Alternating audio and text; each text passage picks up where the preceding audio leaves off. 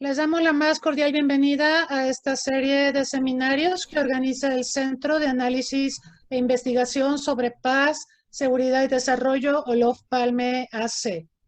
Esta serie de seminarios está dedicada a analizar los impactos del COVID en un mundo complejo. Y la sesión que hoy nos convoca es extremadamente importante, versa sobre el COVID-19 y su impacto en los derechos humanos.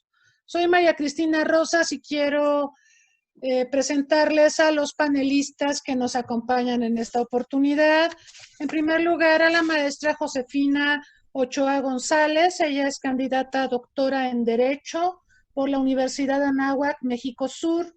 Es maestra en Derecho por la Universidad Anáhuac, México Sur, con la tesis Los derechos humanos ante los retos de un mundo globalizado, logros y perspectivas para México. Es licenciada en Relaciones Internacionales por la Universidad Nacional Autónoma de México, por la Facultad de Estudios Superiores de Aragón. Ha cursado el Diplomado en Derechos Humanos por la Universidad Anáhuac, México Sur y la Comisión Nacional de Derechos Humanos. Tomó el segundo curso interdisciplinario de alta formación en Derechos Humanos, organizado por la Comisión de Derechos Humanos del entonces Distrito Federal y el Instituto Interamericano de Derechos Humanos. También asistió al curso interdisciplinario en Derechos Humanos, Educación en Derechos Humanos en San José de Costa Rica, en el Instituto Interamericano de Derechos Humanos. Tomó el diplomado en Educación en Derechos Humanos de la Universidad Iberoamericana. Bienvenida, Josefina, un gusto tenerla en este panel. Muchas gracias, doctora. Muchas gracias por la invitación. Nuestro segundo panelista, me da mucho gusto saludarlo, Daniel Soto Muñoz. Él se está enlazando con nosotros desde Santiago de Chile, que esas son las cosas buenas de la pandemia, ¿verdad? Si hubiésemos querido tener este seminario de manera presencial, nos habríamos perdido de 2 de los panelistas, así que hay que ver el lado positivo del confinamiento. Daniel Soto, gran amigo, tuvimos la oportunidad de coincidir en el Centro de Estudios de Defensa Hemisférica en Washington hace ya algunos años. Él es abogado especializado en Derecho Público, Seguridad y Derechos Humanos, doctorante de la Escuela de Gobierno de la Universidad Adolfo Ibáñez, profesor de la Academia de Ciencias Policiales de Carabineros de Chile. Ha efectuado investigación académica sobre ética corporativa para el Centro de Finanzas Empresariales de la Escuela de Negocios de la Universidad Adolfo Ibáñez, para la cual desarrolló 2 libros de coautoría, uno titulado Gobierno Corporativo y Ética en los Negocios, análisis de casos cinematográficos, y otro más titulado Casos de Negocios, una mirada multidisciplinaria.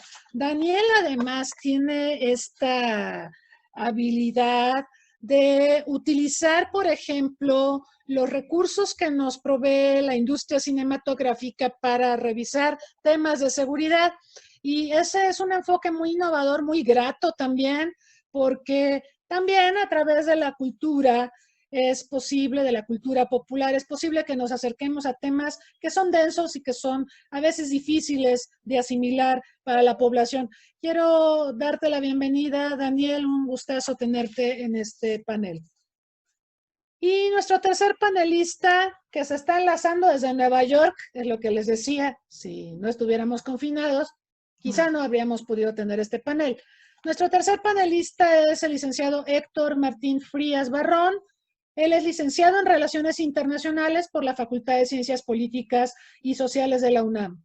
Por más de 20 años, su actividad profesional ha estado centrada en el diseño, impartición y evaluación de actividades de capacitación en materia de igualdad entre mujeres y hombres, masculinidades, perspectiva de género y su aplicación en leyes, programas y políticas públicas en México. Fue promotor de acciones como la licencia por paternidad y paternidad responsable a favor de la construcción de relaciones más equitativas entre mujeres y hombres. Subdirector de Capacitación y Formación en Género en el Instituto Nacional de las Mujeres de 2003 a 2019. Profesor invitado en el Diplomado en Seguridad Internacional que impartimos en la Universidad Anáhuac, México Sur. Tallerista invitado por la UDG para impartir cursos sobre masculinidades, igualdad de género y violencia contra las mujeres para personal docente responsable de instrumentar la política institucional de atención y prevención del hostigamiento y el acoso sexuales. Bienvenido, Héctor. La dinámica que vamos a seguir, para quienes se enlazan con nosotros por primera vez, los demás creo que ya están muy familiarizados, es que vamos a escuchar a nuestros panelistas, cada uno tendrá 10 minutos para disertar sobre el tema que desarrollará. Después de eso vamos a recoger sus preguntas, tanto aquí en Zoom como en Facebook Live. Saludamos a quienes están enlazándose a través de Facebook Live y también ahí recogeremos sus inquietudes, comentarios y preguntas. Después de esta primera ronda, vamos a pasar a la segunda ronda. Cada panelista tendrá 5 minutos para quizá retomar algún aspecto que haya quedado pendiente en su primera intervención y para seguir respondiendo preguntas. Y la última ronda será el cierre, 3 minutos cada panelista para las ideas que concluyan su participación. Aprovecho también para decirle a quienes nos están sintonizando que esta ya es nuestra 7ª sesión. Estamos ya en la recta final de estos seminarios virtuales. Vamos a concluir el próximo 1 de octubre y queremos pedirle su opinión respecto a temas que ustedes consideren que debamos abordar en seminarios futuros. Desde luego tenemos ya en puerta las elecciones en Estados Unidos. Ese es un tema que no vamos a poder soslayar y en su momento les daremos a conocer las actividades que estaremos desarrollando de manera alusiva a este importante evento. También tenemos algunos proyectos de difusión sobre temas específicos. También de esto les hablaremos en las siguientes sesiones, pero mientras eso sucede, mándenos sus inquietudes, mándenos sus preguntas aquí en el chat y en Facebook Live para considerarlas y de esta manera seguir teniendo esta serie de reflexiones tan necesarias en este confinamiento, en esta pandemia que a todos nos preocupa sobremanera. Sin más, vamos a comenzar y le doy la palabra a la maestra Josefina Ochoa, por favor. Buenos días a todos. Es un gusto estar esta mañana. Quiero agradecerle a la doctora María Cristina Rosas por la invitación. Quiero agradecerle al Centro de Investigación Olof Palme, ¿no? Que esta mañana pueda compartir con ustedes pues una reflexión y que tiene que ver básicamente con el tema de los derechos humanos, ¿no? Es una mañana para reflexionar una problemática que estamos viviendo a nivel mundial, no solamente al interior del Estado, sino es una problemática que se está viviendo, ¿no?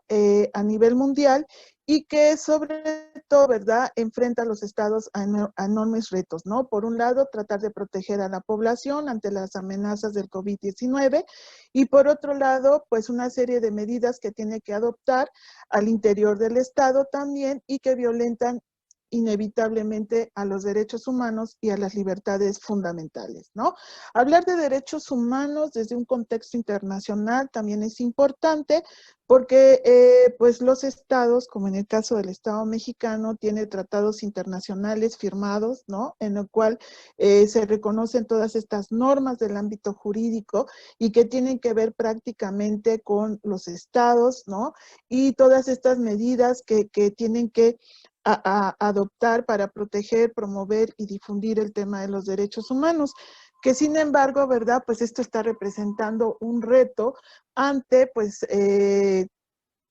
proteger a la población y que sobre todo, ¿no?, en materia de salud pública, en materia de educación, en la cuestión laboral, así como proteger la propia vida de la población, ¿no? Esto es un desafío ante esta pandemia, que es una pandemia que pues desde el mes de diciembre hasta septiembre pues se ha ido alargando, los contagios han ido incrementando, las defunciones también han ido incrementando y que finalmente, ¿verdad?, será un desafío no solamente al interior de los estados, sino también pues un desafío para poder enfrentar la propagación del virus y proteger la vida de los ciudadanos, ¿no?, con las normas internacionales en materia de derechos humanos.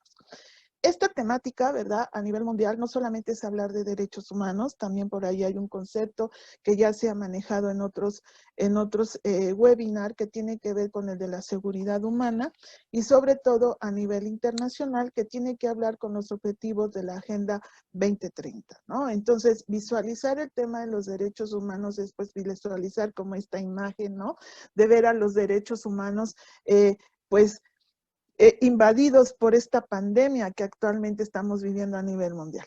Pero, ¿qué son los derechos humanos? ¿No? Porque si vamos a hablar de los derechos humanos, tenemos que partir, ¿qué son los derechos humanos?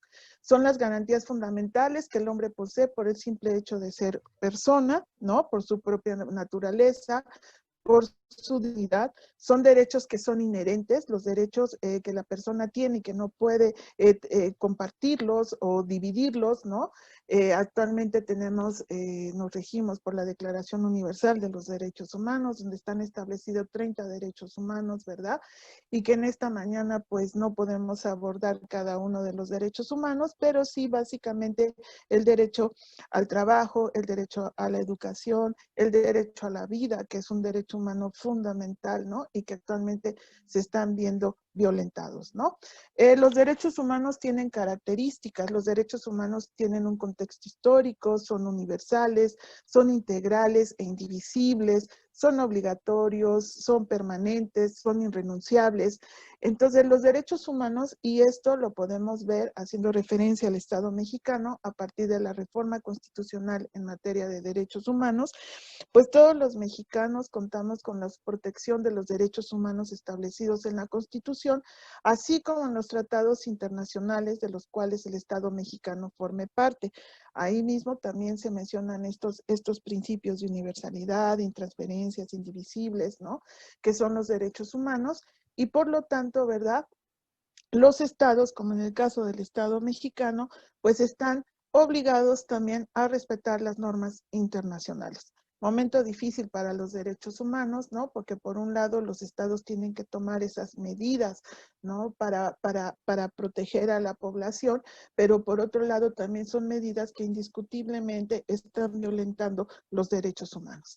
Entonces, yo quería abordarlo también desde la perspectiva del derecho internacional de los derechos humanos. ¿Por qué? Porque finalmente, ¿verdad? Nosotros también somos parte de todos estos tratados internacionales desde 1945 que se crea la Organización de las Naciones Unidas y donde se empieza a dar esta universalidad de los derechos humanos.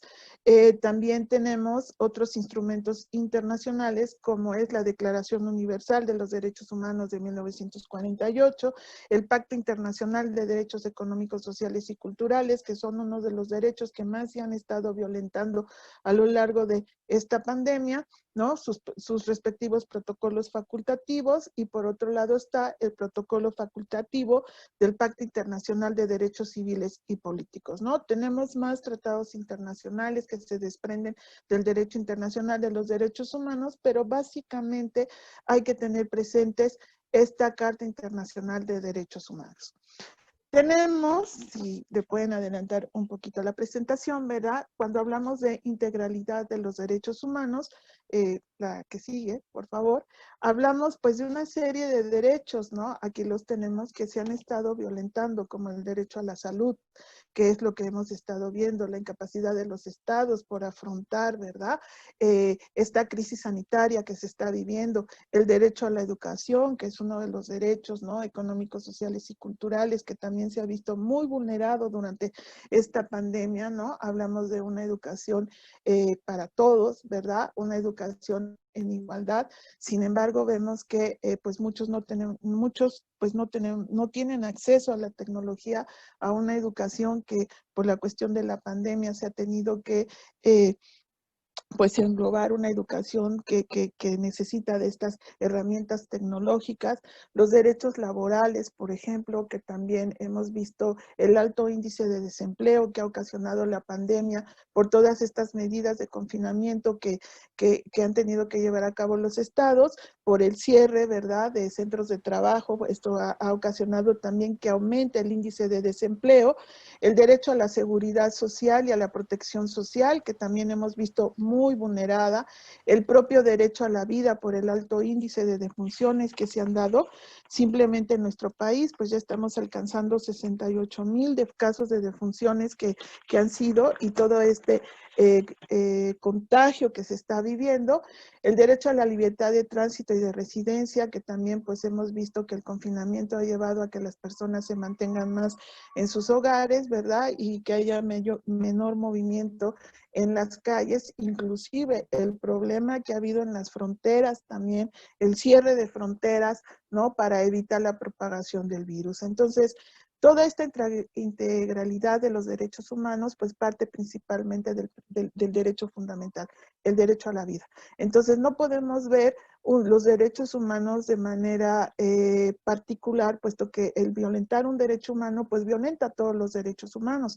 Por eso, yo les decía que finalmente quería concluir con lo que está pasando con la Agenda 2030, porque también tiene implícito el tema de los derechos humanos, ¿no? Otro concepto que está inmerso en el tema de los derechos humanos es la seguridad humana, que es un concepto que la doctora María Cristina pues también habla mucho de eso, ¿no? En el contexto de la seguridad. Es un contexto que surge dentro del Programa de las Naciones Unidas para el Desarrollo en 1994 y que habla precisamente, ¿no? De todas estas vertientes que tiene la seguridad humana y que la podemos ver, ¿no? Contra las amenazas crónicas, por ejemplo, como el hambre, la enfermedad, la represión, y en este caso, pues la pandemia, que es una seguridad, que es, perdón, un factor que no solamente afecta a la seguridad humana, afecta en global a la seguridad nacional de los estados, pero también afecta a la seguridad internacional y a la seguridad hemisférica, ¿no? Entonces, este concepto de seguridad humana también se ha visto violentado con esta pandemia. La seguridad humana, ¿no? Tiene varias vertientes. Hablamos de la seguridad económica, la seguridad alimentaria, la seguridad de la salud, la seguridad ambiental, la seguridad personal, y todos estos factores que también hemos visto, que se han visto permeados, ¿no? La seguridad personal en algunos países, en el caso de México también, a través de la Guardia Nacional, hemos visto la militarización de los países ante la urgente participación de las Fuerzas Armadas para detener, ¿no? La propagación del virus. Entonces, en unos países más, en unos países menos, veo por ahí que nuestro colega chileno tendrá que hablar precisamente, ¿no? Hace poco tuve un webinar donde varios colegas de Chile decían pues que este factor era muy importante, ¿no? La seguridad personal y la militarización que ha traído esta pandemia en algunos países, en unos en mayor grado, en otros en menor grado. También la incertidumbre que ha ocasionado en el sistema de justicia. En México los procesos judiciales quedaron detenidos, por ejemplo, ante esta situación. Las instituciones, ¿verdad?, quedaron prácticamente paradas. Yo tuve que hacer una serie de trámites, sacar un acta del estado de Guerrero, por ejemplo, y fui aquí a Arcos de Belén, donde está el registro civil, el juzgado civil, y pues prácticamente nadie me sabía decir dónde podía sacar yo un acta, ¿no?, del estado de Guerrero, y ponían una serie de datos donde nosotros nos podíamos dirigir, donde nunca me contestaron.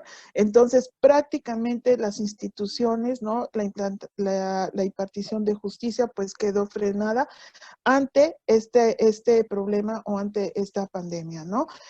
También pues todo lo que tiene que ser la impartición de justicia, tanto a nivel local como a nivel federal, también quedó suspendida, ¿no? Las instituciones, por ejemplo, el SAT, traten de sacar una cita en el SAT y bueno, pues simplemente no hay, ¿no? O tendrá usted que esperar hasta el próximo año para que usted pueda conseguir una cita en el SAT. Entonces, imagínense lo que esto representa para un país, tener su sistema de justicia parado, su sistema, sus instituciones trabajando a un 30%, pues realmente es una cuestión de una crisis, ¿no?, dentro de lo que se llama seguridad personal, ¿no? Porque no podemos ni siquiera realizar trámites. Por otro lado, la seguridad ambiental, la crisis ambiental que también ha impactado tanto los eventos naturales que han pasado y pues todos estos riesgos creados, ¿no? Para el ser humano ante una pandemia. También se ha impactado la seguridad económica, los efectos económicos que ha tenido el confinamiento y que lo estamos viendo con el alto índice de desempleo, que también es un problema, ¿no? Que nos va a llevar a un retroceso, la incapacidad del Estado por brindar esa protección, ¿no? Una ayuda que prometió y que hasta el día de hoy pues ha quedado muy cuestionable la ayuda que el Estado prometió y sobre todo a los grupos más vulnerables, ¿no? Entonces, el aumento de la pobreza que se ha estado dando cada vez más, ha habido un incremento de la pobreza y pues podríamos hablar, no sé cómo ande de tiempo, pero pues cómo ha impactado esto la seguridad, por ejemplo, comunitaria, también el trato desigual, ¿no? En el goce de los derechos humanos hemos visto la desigualdad que se ha generado dentro de la sociedad, la violación de género que se ha dado, ¿no? La vulnerabilidad, la violencia contra la mujer, que uno de mis colegas va a hablar, que también se ha generado al interior de la sociedad, ¿no? Entonces, el concepto de seguridad humana, pues también se ha visto muy afectado, o la seguridad humana, por las consecuencias de esta pandemia al interior de los estados, ¿no? ¿Cuál ha sido el impacto del COVID en los países? Pues las estructuras de protección social pues son débiles, lo hemos estado viendo. El sistema de salud está fragmentado, tenemos la incapacidad por parte del Estado para brindar esta protección. Dentro de la seguridad sanitaria, pues también hemos visto que ha tenido un grave impacto, una crisis en el sector sanitario, profundas desigualdades, ¿no? Antes veíamos en las calles, por ejemplo, jóvenes señores pidiendo ayuda, ahora vemos familias enteras, ¿no? Que están ahí sobre las calles pidiendo ayuda. Esto es una cuestión que a mí me ha llamado muchísimo la atención. Antes veíamos personas, jóvenes, señores, ahora vemos familias completas en las banquetas pidiendo ayuda. Se ha marcado mucho la desigualdad social, el aumento de la pobreza, lamentablemente está afectado a los grupos más vulnerables, ha habido un aumento de la pobreza y una exclusión y una discriminación, ¿no? Aquí podríamos hablar, pues, sobre todo, exclusión en el ámbito educativo. ¿Por qué? Porque, pues, como les decía, la educación ha tenido que utilizar la tecnología ha llegado a la educación ha llegado a la tecnología, entonces vemos que pues esto ha aumentado más esta brecha de desigualdad en el sistema educativo, ¿no? Entonces, ha tenido un impacto, ¿no? El COVID. Ahora, ¿cuáles son los efectos del COVID para los objetivos de desarrollo, ¿no? Aquí vemos, el COVID prácticamente afecta a todos los objetivos de la Agenda 2030, ¿no? Unos en mayor medida, otros en menor medida, pero estamos viendo que el COVID-19 está afectando a todos estos objetivos que tendrán que ser replanteados, ¿verdad? Y sobre todo tendremos que recurrir al objetivo 17, el de formar alianzas para lograr los objetivos, y que también tiene que ver con la cooperación internacional, por ejemplo, tiene que ver con el multilateralismo, con los tratados bilaterales, ¿no? Porque, pues si vemos en esta imagen que me pareció muy interesante, ¿verdad? Prácticamente el COVID-19 ha afectado, ¿no? A todos estos 17 objetivos, ¿no? Por un lado, vemos, no sé cómo ando de tiempo, por un lado vemos que en el objetivo 1, ¿no? Que habla de cero pobreza, pues es prácticamente, ha producido una pérdida de ingresos dentro de la familia, lo que ha hecho que al interior de los estados, ¿verdad?, se esté generando más el aumento de la pobreza. El objetivo 2 de la distribución y la producción de alimentos, pues también se ha visto en algunos casos interrumpida, ¿no? Sobre todo en el tema de la ayuda humanitaria, esa distribución y producción de alimentos pues se ha visto interrumpida. La pandemia también está teniendo efectos devastadores en el sector salud, como lo hemos estado viendo al interior de los estados. Ha sido un sector que se ha visto muy afectado, es el sector salud. Y por otro lado, el cierre de las escuelas, ¿verdad? Pues ha dado también dentro del interior de los estados que no hay una enseñanza accesible para todos, ¿no? Por la cuestión de la tecnología en la educación o la educación dentro de la tecnología. De alguna o de menor manera también hemos visto las cuestiones del cambio climático que también se van a ver afectadas porque no todos los estados podrán cumplir con sus compromisos en estos temas, ¿no? De la cuestión del cambio climático, el trabajo también, que es uno de los sectores, el objetivo 8, que tiene que ver con trabajo decente, ¿no? Y crecimiento económico, cuando hemos visto que alrededor de 25,000 millones, creo que ya más de personas, están perdiendo sus empleos, ¿no? Entonces, esto también ha representado que el COVID-19 pues afecte en cuestión laboral, en cuestión de la pobreza, la alimentación, y no solo eso, la pandemia también ha agravado, ¿no? Las respuestas ante los requerimientos de la globalización que tendrán que irse pues los problemas que ha causado esta globalización, pues también se han tenido que, pues se han visto también perjudicados por el COVID-19 y se tendrá que replantear, ¿no? Lo que hasta ahora hemos tratado de lograr a través de la cooperación internacional.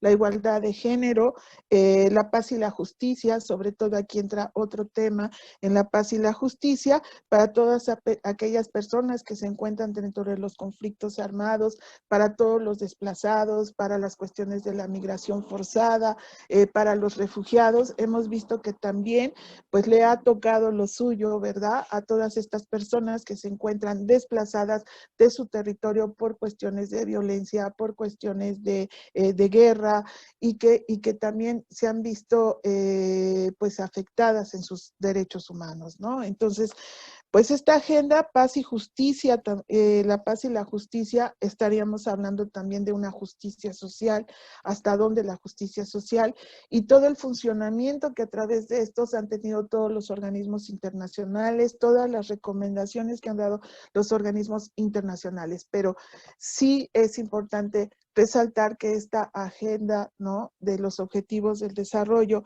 de la Agenda 2030 y cuyo objetivo es que no podemos dejar a nadie atrás, pues está viendo afectado por esta crisis a nivel internacional, ¿no? Entonces, aquí englobaría yo que los derechos humanos a nivel internacional, pues también se tendrán que volver a replantear tanto dentro del concepto de la seguridad humana como esta agenda, ¿no? Que también se ha visto afectada por los efectos del COVID-19.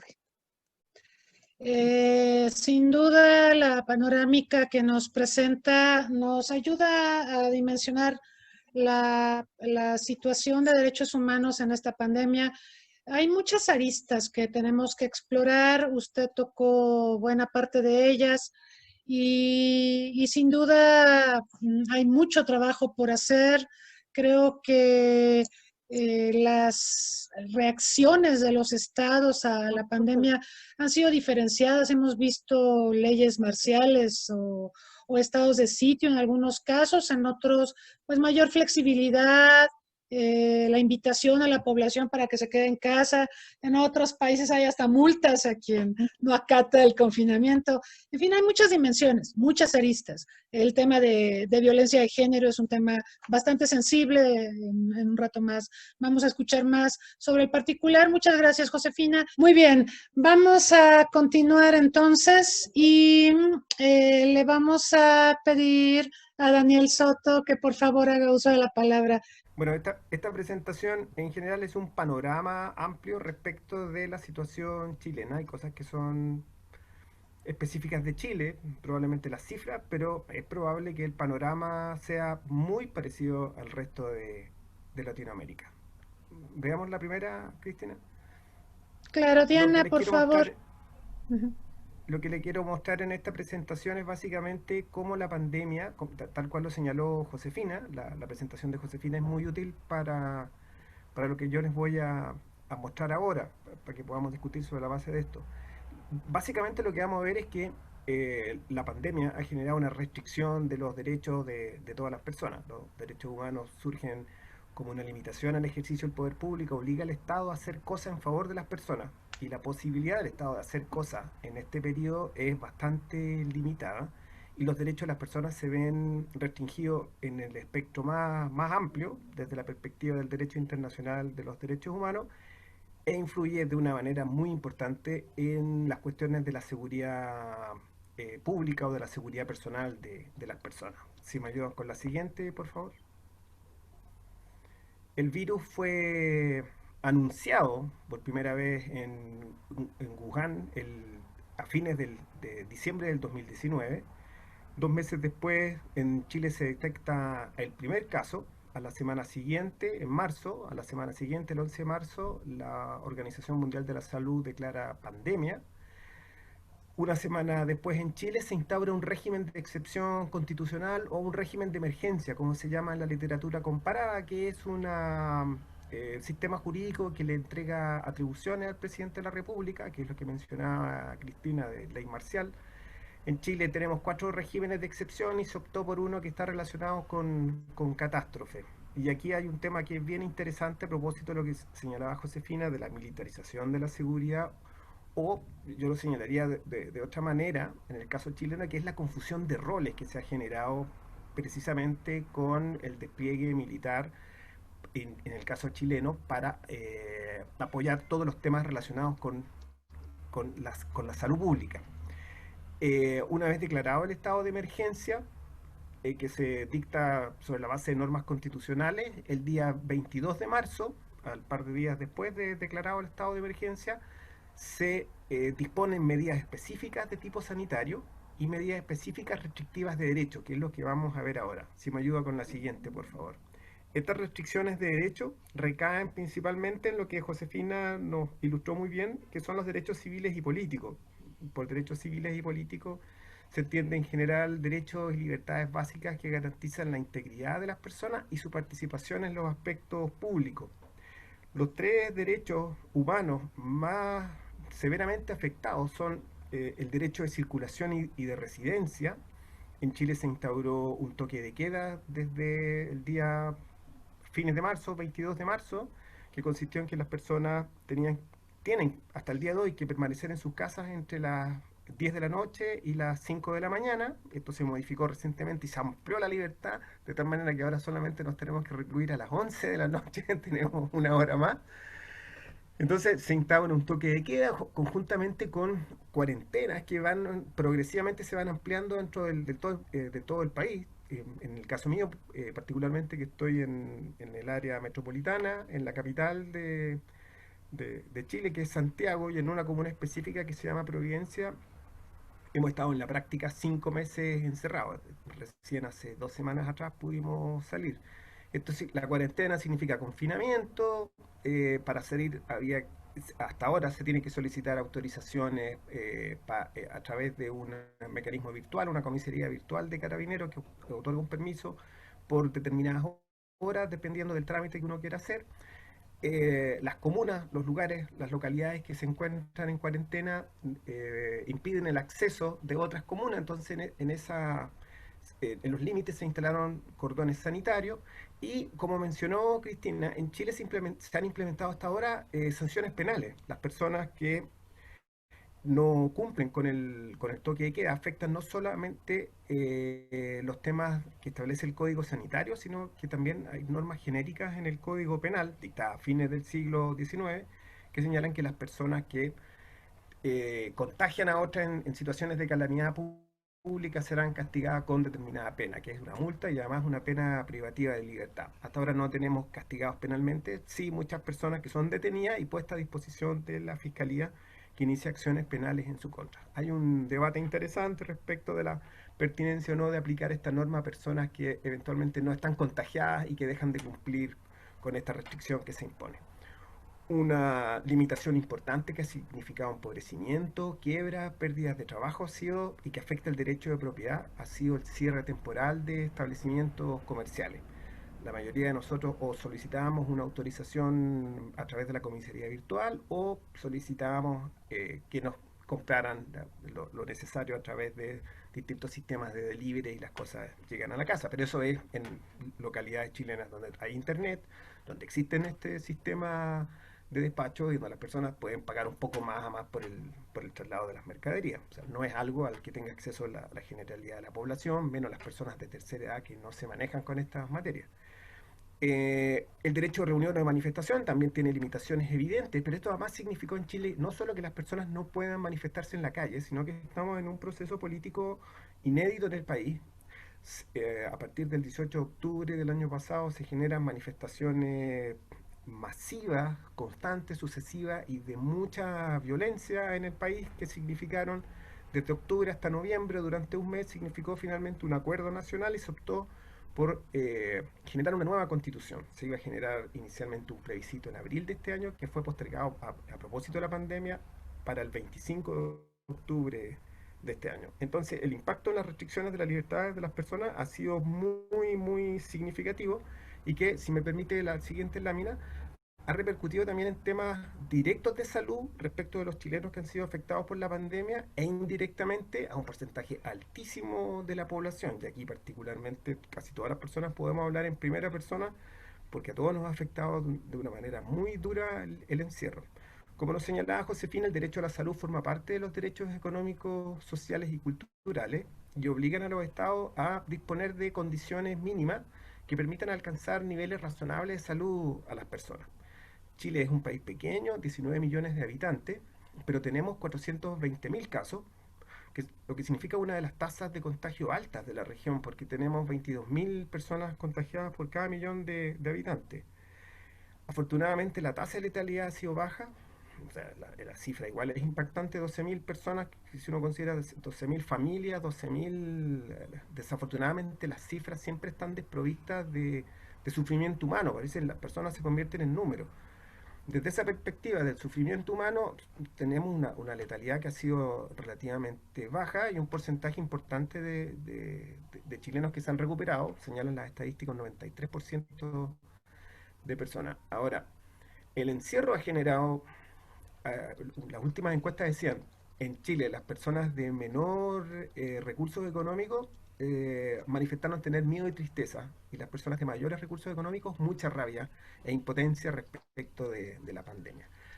No hay chileno que uno no conozca que no tenga problemas en la calidad de sueño, y personas que derechamente hemos tenido que solicitar ayuda porque en realidad ya no aguantábamos más en términos de salud mental. Pero eso es una situación indirecta y que puede ser soportable, digamos, andar de mal ánimo o andar más irascible que en otras oportunidades. Pero lo severo de esto es que los tratamientos y las intervenciones quirúrgicas han debido aplazarse, y en situaciones graves como personas con cáncer, por ejemplo, el aplazamiento no solamente es restringir la vida en un tiempo que puede ser considerable y vital, sino que incluso puede significar el fallecimiento de las personas. Entonces, en ese sentido, ha sido muy, muy duro el impacto indirecto del COVID para todas las personas. Si me ayuda con la siguiente, por favor. En el ámbito de la seguridad pública, Josefina nos mencionó que y había una pregunta que hacía una de las personas que nos está acompañando, que nos preguntaba si la seguridad humana, nos preguntaban, aquí hacemos referencia a la seguridad pública o seguridad ciudadana como sinónimo, si es un derecho humano. Los, los tratados internacionales no lo señalan así, hablan de la seguridad personal, pero es más bien la integridad de cada uno, no la seguridad pública respecto a la protección de violencia interpersonal. Pero en 2009 la Comisión Interamericana de Derechos Humanos hizo un informe bien interesante en que señalaba que, en definitiva, sí debía considerarse un derecho humano la seguridad pública porque constituía la condición bajo la cual era posible en la práctica ejercer los derechos y las libertades públicas. Entonces, para que funcione la seguridad se requieren cuerpos policiales, que en el lenguaje de Naciones Unidas se llaman funcionarios encargados de hacer cumplir la ley, que puedan funcionar. Y aquí es importante detenerse en un aspecto que de repente en las políticas públicas se olvida, y es que los funcionarios encargados de hacer cumplir la ley también tienen, el Estado tiene respecto de ellos la obligación de garantizar determinadas condiciones. Y esas condiciones para que un funcionario, de un encargado de hacer cumplir la ley, un policía, pueda funcionar, es que cuente con una remuneración suficiente, no dice mucho, no dice poco, suficiente, los estados verán, pero además el Estado debe proporcionar condiciones de trabajo adecuadas. Y la función de policía, que no es una función en que las personas que trabajan operativamente puedan hacer su trabajo desde la casa en términos generales, se tuvieron que implementar en Chile y en el resto de los países medidas especiales de protección de las personas con mascarillas, con guantes, con limpiezas especiales de los vehículos, particularmente los vehículos que transportan detenidos. El personal administrativo de Carabineros ha podido trabajar mediante a distancia con teletrabajo, pero el personal operativo, que hemos tenido 3.000 carabineros contagiados, un porcentaje importante de ellos ya dados de alta, y de toda la jerarquía que puede existir en carabineros. Lo interesante en esto en Chile es que desde el primer día se obligó a las instituciones estatales a funcionar mediante streaming en el ámbito de la justicia penal. Entonces Carabineros tuvo que implementar un servicio en que ya el documento, el parte policial no se iba a dejar físicamente a la fiscalía, sino que se empezaron a remitir mediante documentación electrónica, mediante PDF, correo electrónico, y las audiencias de la fiscalía y la presentación de las personas privadas de libertad también se empezó a hacer vía streaming. Zoom o otras de las plataformas con las que contamos. La siguiente, por favor. ¿Qué ha significado esto en el ámbito de la seguridad? Al momento de desplegarse militares, sin mucha claridad, porque el año 2005 en Chile se produce una modificación de la Constitución que había sido creada durante el régimen militar y donde se daba mucha importancia a las Fuerzas Armadas. Pero en 2005 se produce una modificación de los regímenes de excepción que en la práctica tácitamente deroga la ley orgánica que formulaba cuáles eran los alcances de estos regímenes de emergencia. Entonces hoy en día la ley no existe, está derogada, solamente existe el mandato constitucional, pero las autoridades han optado, curiosamente, por implementar una ley que se encuentra derogada para entregar atribuciones que desde una perspectiva teórica no existiría, atribuciones a las Fuerzas Armadas en el ámbito de policía. El problema es que en la práctica, como ocurre en la mayoría de los países latinoamericanos, los militares carecen de equipamiento y de entrenamiento para eh, implementar medidas policiales, y donde es más grave es que las fuerzas militares carecen de competencias en términos generales para emplear la fuerza. La policía es la institución que tiene entrenamiento y una carrera profesional que permite que de alguna manera el uso de la fuerza se ajuste al respeto de los derechos de las personas. La preparación militar, por cierto, es una preparación distinta, entonces la posibilidad de exceso es mucho más amplia que la que se da con las instituciones policiales. Carabineros inicia un mayor trabajo comunitario, disminuyen los delitos, por una parte hasta el día de hoy, como ocurre en la mayor parte del mundo, disminuyen los ilícitos comunes, los ilícitos de bagatela disminuyen, pero aumentan, como nos va a explicar Héctor y como lo mencionó Josefina, aumenta la violencia doméstica, que como sabemos no es una violencia séptica que afecta a todas las personas por igual, sino que es una violencia que afecta fundamentalmente a las mujeres. Y también aumenta, de alguna manera, los ilícitos violentos. Ahora, lo que resulta interesante desde la perspectiva de derechos humanos es también distinguir que la pandemia no solamente restringe los derechos de la población, sino que agrava las restricciones de derechos que puede imponer la policía. Si la policía puede detener a las personas, es mucho más complejo detener a una persona que eventualmente se puede contagiar en el vehículo policial o que se puede contagiar en el calabozo con otra persona o donde se genera una mala higiene de los espacios. Lo otro que no se ha discutido, pero que resulta también un tema que es importante de explorar, es que el uso de gases, por ejemplo, en una pandemia, el gas CS, que es el que se emplea para el mantenimiento del orden público, también podría ser un agente que podría afectar de una manera muy, muy dura la posibilidad de que el virus se propague con una mayor intensidad que ocurriría en espacios que no tienen estos elementos tóxicos permitidos, pero tóxicos en definitiva. Entonces, se agrava la tarea para los policías, pero también se agrava para las personas las restricciones legítimas de derechos que establece el propio Estado de Derecho a su vez. Curiosamente, en esta época, instituciones que habían sido muy cuestionadas el año pasado, les explicaba, en este contexto de crisis social, han tenido una mejor valoración de la población. Y si me permite la última, podríamos hacer un balance señalando que en Chile se implementaron medidas tempranas para abordar el virus, que significa medidas sanitarias, pero de inmediato medidas restrictivas de los derechos de las personas. Hay un tema no resuelto que probablemente va a ser objeto de debate en la redacción de la próxima constitución o en la adecuación de esta, si es que el plebiscito dijera lo contrario, en que hay confusión de roles entre Fuerzas Armadas y Policía y problemas de mando y control.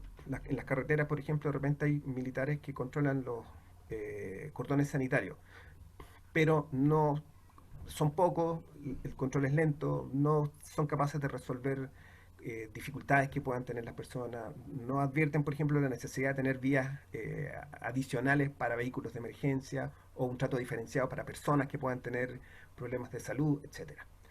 De manera indirecta, el virus ha generado un problema gravísimo en el país de tipo social y de tipo económico. O sea, los problemas de salud mental que son graves en las personas, no hay nadie que no tenga en la actualidad problemas de sueño, problemas para conciliar el sueño, personas que amanecen con cansancio el día siguiente, o sea, lo que merma la capacidad de trabajo, además de estar encerrado con niños pequeños. Yo les confieso, me tuve que encerrar con los niños gritaban recién, porque es muy difícil trabajar en estas condiciones. Es imposible explicarle a dos niños pequeños que no está con personas como ustedes que requieren un grado importante de atención.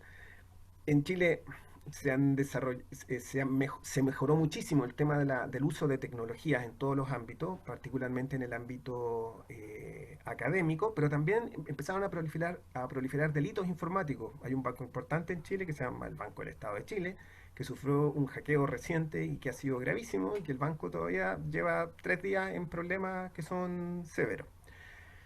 La conclusión es que estamos en una situación de absoluta incertidumbre y donde hay mucho descontento social respecto de la evaluación de las autoridades y, lo que es más grave, de la legitimidad de las autoridades, incluso lo que, desde la perspectiva en la que yo he trabajado en los últimos años, la legitimidad de la policía está en un serio cuestionamiento. Muchísimas gracias a los colegas. Muchas gracias a Daniel Soto. Muy interesante la descripción que hace de la problemática en Chile, un país hermano al que hemos seguido con preocupación, pero es un país donde hacen más pruebas que en México, esa es la realidad. De hecho, cuando vemos la base de datos de Johns Hopkins y nos damos cuenta de la lista de países que aparecen como casos confirmados, en realidad lo que estamos viendo son casos confirmados a partir de pruebas. Por supuesto, las cifras suelen ser menores al drama humano, como bien lo decía Daniel, y el tema de las pruebas va directamente relacionado, en mi opinión, en el caso de Chile, con la baja tasa de letalidad que tiene la enfermedad. Porque de otra manera, si no tenemos pruebas, no sabemos dónde está presente el virus y no podemos aplicar medidas de contención o de mitigación. Entonces es interesante. De todas maneras, Chile pues ha estado en una situación complicada. Sé que renunció el ministro de Salud, sé que ha habido pues varios problemas en todos estos meses. Pero el tema de las disposiciones que restringen libertades individuales, hay que recordarlo también a la luz del Reglamento Sanitario Internacional de 2005, que entre otras disposiciones sí tiene prevista la suspensión de garantías individuales en aras de preservar la vida humana. Esto es polémico, como sabemos, se está ya trabajando en un nuevo reglamento sanitario internacional porque lo que ha ocurrido con el COVID-19 ha superado todas las expectativas y todos los escenarios anteriormente vislumbrados. Entonces, vamos a ver en qué medida se logra compatibilizar, por una parte, lo que es proteger las garantías individuales, garantizar el derecho a la salud y, por otro lado, poder contener de manera eficiente, mitigar las epidemias, las pandemias, y todo esto pensando en que esta es la segunda pandemia del siglo XXI. Ya habíamos sufrido la influenza H1N1 en 2009, fue la primera pandemia del siglo XXI. Esta es la segunda y seguramente habrá más. Así que hay que aprender las lecciones. Tenemos que aprender también muy rápido. La realidad de las cosas es que de las malas experiencias es importante extraer enseñanzas para no incurrir en los mismos errores o en las mismas insuficiencias a la hora de responder a este tipo de crisis. Les voy a compartir una encuesta. La pregunta es la siguiente. En el artículo 26 de la Declaración Universal de los Derechos Humanos, se establece el derecho de toda persona a la salud. En su opinión, ¿qué impide el cumplimiento de este derecho humano tan fundamental? Las opciones de respuesta, les recuerdo, no hay respuesta correcta, no hay respuesta incorrecta, son las siguientes. Número 1, las desigualdades socioeconómicas existentes en los países. Número 2, la falta de visión de las clases políticas. Número 3, que a la salud se le valora únicamente en ausencia, es decir, cuando no tenemos salud es cuando decimos, qué importante es la salud. Punto número 4, la falta de educación en salud de la población. 5, a la salud se le percibe como un gasto, no como una inversión. Ya ven que cuando vemos los temas presupuestales, ahora en México se está trabajando en la miscelánea fiscal para el próximo año, se habla del gasto en salud, no se habla de inversión en salud, porque se le percibe como una carga erogativa, pero no se le percibe como una inversión que provee beneficios en el corto, mediano y largo plazos. Punto número 6, se piensa que la salud es únicamente la ausencia de enfermedad. Punto número 7, se da prioridad a los derechos políticos sobre los derechos económicos, sociales y culturales. 8, la falta de conocimiento sobre la salud en las clases políticas.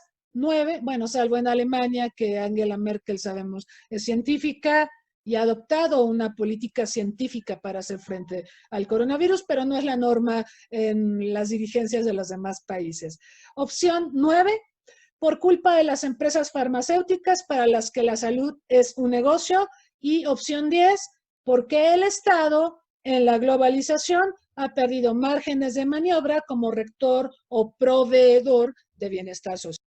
Este ha sido un tema sin duda muy, muy referenciado, el de la violencia doméstica, el de la violencia contra mujeres en el confinamiento. Y todos tenemos esta percepción de que el tema no ha sido adecuadamente abordado por las autoridades ni tampoco por la sociedad mexicana. Entonces, te escuchamos con mucho interés. Héctor Frías, bienvenido a este seminario. Ok, gracias. Pues buenos días o tardes a todas y a todos. Lo que nos ha enseñado un poco como el confinamiento y esta crisis sanitaria, pues es a relajarnos y se hace lo que se puede desde donde se puede.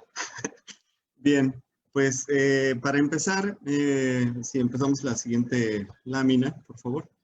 Es interesante como reflexionar, ¿no?, que cuando hablamos de derechos humanos es necesario hacer énfasis en derechos humanos de las mujeres, ¿no? Porque efectivamente no todas las personas, ya sea por nuestra raza, por el sexo, por nuestras ideologías, ya sea preferencias sexuales, políticas y demás, no tenemos exactamente los mismos derechos, aunque en la letra se diga así.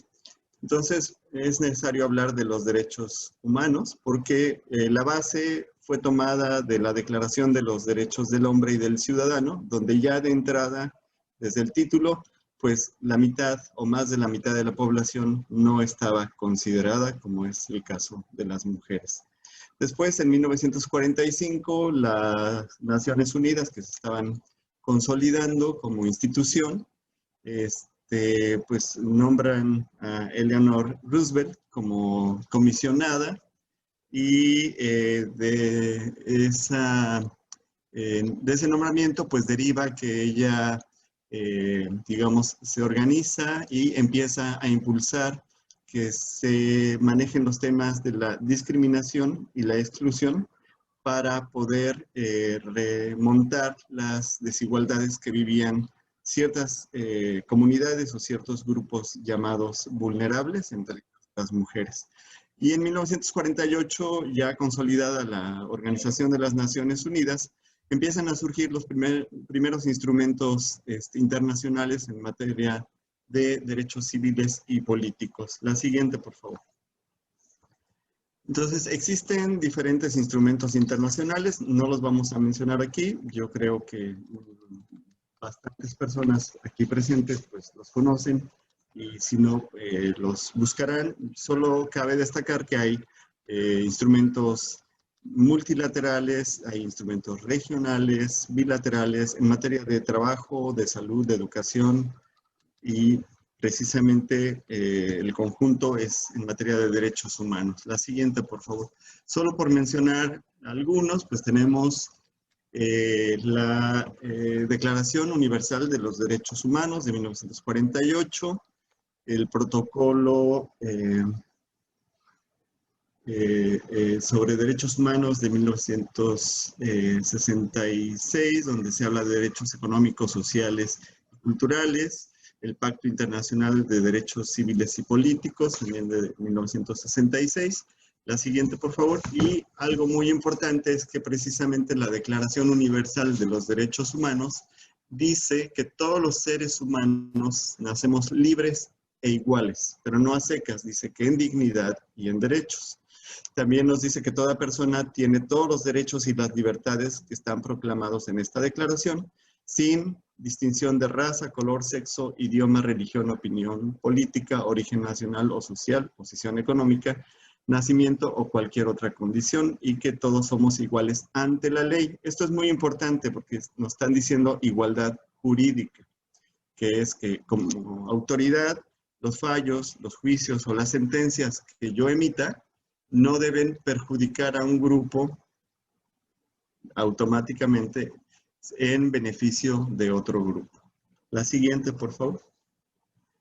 Después tenemos otros como pactos internacionales en materia de derechos políticos y civiles. La siguiente, también en materia de derechos económicos, sociales y culturales. Y aquí, una de las principales convenciones regionales, digo importante para nuestro país, es la Convención Americana de Derechos Humanos, conocida como Pacto de San José, en los años 70, donde se estipula que todas las personas somos iguales ante la ley y tenemos derechos sin discriminación, igual protección. Esto se dio en los años 70, justo cuando empiezan a organizarse de manera mucho más consolidada los movimientos de mujeres que pugnan por el reconocimiento de sus derechos. No es gratuito que posteriormente se va a llevar a cabo la primera reunión cumbre de mujeres en México en 1975, ¿no? Entonces, por eso quería destacarla. La siguiente, por favor. Bien, después tenemos lo que se consideran como los dos principales pilares de los derechos humanos en el caso de las mujeres, que es la Convención sobre la Eliminación de todas las formas de discriminación contra la mujer, conocida como CEDAW por sus siglas en inglés, que fue adoptada en 1979.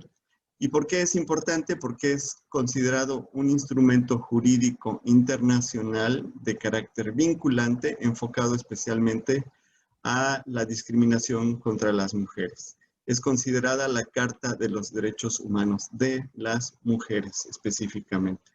Y ahí se define como discriminación a toda distinción, exclusión o restricción basada en el sexo que tenga por objeto o por resultado menoscabar o anular el reconocimiento, goce o ejercicio por las mujeres, independientemente de su estado civil, sobre la base de la igualdad del hombre y la mujer, de sus derechos humanos y de las libertades fundamentales en las esferas ya sea política, económica, social, cultural o de cualquier otra esfera. La siguiente, por favor.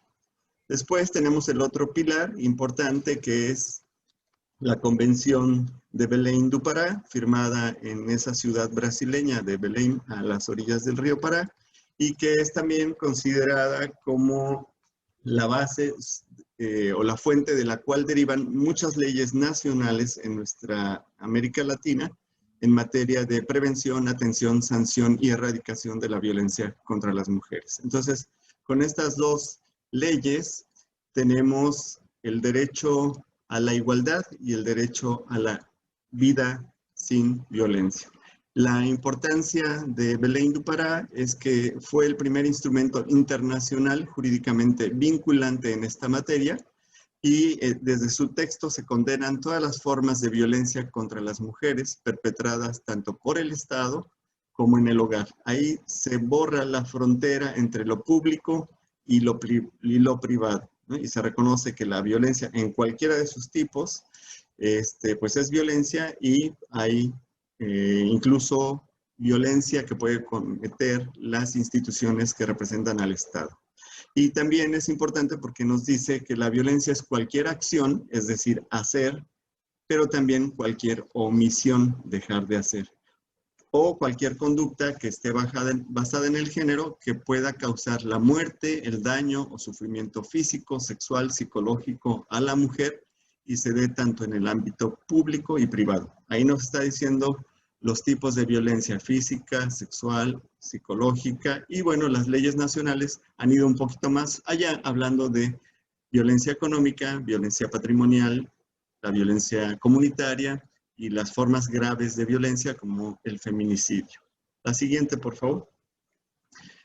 Entonces, la Convención de Belém do Pará es muy importante en nuestro país y en toda la región porque pide a los estados que se abstengan de cualquier acción o práctica violenta contra las mujeres, que prevengan, investiguen y sancionen la violencia contra las mujeres, que incluyan en sus legislaciones internas normas penales, civiles y administrativas en contra de la violencia contra las mujeres, que adopten medidas jurídicas para conminar a los agresores, generalmente hombres, ¿no?, de abstenerse de hostigar, intimidar, amenazar o poner en peligro la vida de las mujeres.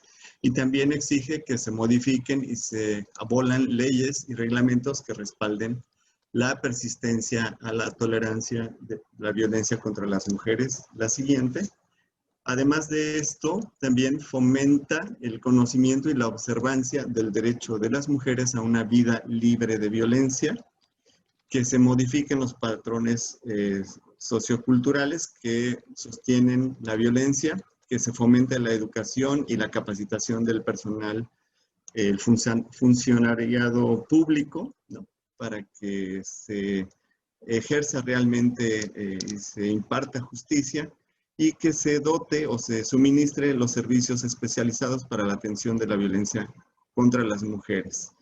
Y se haga una conciencia en el público sobre este fenómeno de la violencia contra las mujeres, se dote de los recursos legales y se pugne por la reparación del daño. Siguiente, por favor. En las siguientes dos, pues solamente vamos a ver que además de las que ya mencionamos, hay otros protocolos o otros instrumentos internacionales en materia de otras formas de violencia que afectan sobre todo a las mujeres, como son la prostitución, la trata de personas, etc. La siguiente, por favor. También tenemos mecanismos, la siguiente. También tenemos mecanismos internacionales de protección de los derechos humanos en general. Unos son de la ONU, otros son de la OEA, para el caso de América Latina. Y su mandato es informar, tienen como mandato también pedir a los estados que informen del estado que guarda en el mundo el tema específico que se les ha encomendado. Estos organismos realizan visitas, solicitan informes anuales, dan recomendaciones e intervienen en los casos que sean necesarios. Aparte de esto, tenemos las conferencias internacionales, las conferencias cumbres de las mujeres, que ya decíamos, la primera de ellas fue en México, y la siguiente, por favor, y eso nos lleva a conectar en esta breve como línea del tiempo, todo lo que nuestro país ha hecho, aunque también seamos objetivos, todo lo que nos falta hacer para avanzar en esta protección a los derechos humanos de las mujeres, ¿no? en 1974 se reforma el artículo 4º constitucional para incluir la redacción que dice: en México la mujer y el varón son iguales ante la ley. Nuevamente, la igualdad jurídica. No es igualdad real, no es igualdad de facto, como le llama esta jurista y feminista costarricense, Alda Facio, que menciona que la igualdad real o de facto o sustantiva tiene 3 características importantes. La primera es igualdad en las oportunidades. La segunda es la igualdad de trato. Y la tercera, eso nos va a dar la igualdad de resultados. Muy rápidamente, a mí me gusta poner, y disculpen el ejemplo, pero me parece que es muy claro. Si hablamos de los baños públicos, en los baños públicos se necesita reformar la política pública en materia de sanidad o de salud pública para que haya igualdad sustantiva, porque nos venden la idea de que hay igualdad, porque hay una puerta de baño para hombres y una puerta de baño para mujeres. Pero cuando entras al baño y ves la esencia de cómo está construida esa área, ves que la igualdad no es real, es un engaño, porque nos quieren tratar igual a quien somos distintos. Ojo, no estoy diciendo desiguales, estoy diciendo distintos, que no representa ningún problema. El problema es que nos traten de manera desigual. Entonces, generalmente en el baño de mujeres hay 3 retretes y un espejo grandote, porque las mujeres se supone que son vanidosas. Y en el de los hombres hay 3 retretes, pero hay 3 mingitorios, de tal manera que hay 6 oportunidades para los hombres para hacer una necesidad básica como orinar. Mientras que para las mujeres hay solo 3 espacios. Cuando se sabe desde hace tiempo que la mayoría de la población en este planeta y en México particularmente son las mujeres. Hay más mujeres con menos oportunidades. Eso es lo que explica que haya filas en los baños de las mujeres, que hay menos oportunidades, menos espacios. Entonces, no hay igualdad en el trato, porque igualdad en el trato no se trata, valga la redundancia, de tratar igual a hombres y mujeres. Se trata de mirar las diferencias que existen en unas y otros, de qué necesitan unas, qué necesitan los otros, para construir un entramado de condiciones que nos permitan, desde esas diferencias, dar un trato igual en iguales condiciones. ¿Sí? No hay igualdad de oportunidades, ya vimos, hay 6 lugares para unos, para la minoría numérica, y 3 lugares para la mayoría numérica. Entonces, es desigualdad. No va a haber resultados iguales, no hay igualdad en los resultados. ¿Por qué? Porque las mujeres se van a tardar mucho más en hacer pipí que los hombres. Si a eso le sumáramos la manera de vestir, los hábitos y costumbres, las cuestiones biológicas que impiden a las mujeres hacer desde lejecitos y de 2 en 2 o de 3 en 3 y chismear mientras hacen pipí, como a veces podemos hacer los hombres, que entramos en grupo y agarramos un mismo retrete o la coladera si no hay retrete y desde lejos resolvemos. En el caso de las mujeres hay fila y el resultado es desigual. Eso se llama discriminación por cuestiones de sexo. Y es una política pública ciega al género. No ve esas diferencias. Bueno, entonces después de eso tenemos que vinieron la CEDAW y luego Belén du Pará. Y curiosamente, en 2006 y en 2007 en México se promulgaron la Ley General para la Igualdad entre Mujeres y Hombres y la Ley General de Acceso de las Mujeres a una Vida Libre de Violencia, que no surgieron por obra y gracia del Espíritu Santo o un político que dijo, hoy no tengo nada que hacer, voy a hacer una ley de acceso y una ley de igualdad, sino, vemos en la línea del tiempo, venían como rezagos de compromisos internacionales de nuestro país desde el 79 con CEDAW y desde 94 con Belén du Pará. En 2011 se reforma la Constitución en materia de derechos humanos, el artículo 1, que es un gran avance. Se deja de hablar de garantías individuales y se habla de derechos fundamentales, de derechos humanos, y se estipula el derecho y la garantía, el beneficio pro persona. Es decir, lo más importante es la persona, ¿sí? Y entonces, en el caso de las mujeres, si hay una ley nacional o estatal o municipal que limite el ejercicio de un derecho humano, el principio pro persona lleva a quien ejerce o imparte justicia a aludir al tratado internacional, ¿sí?, que ya no se contrapone con la Constitución para proteger ese derecho.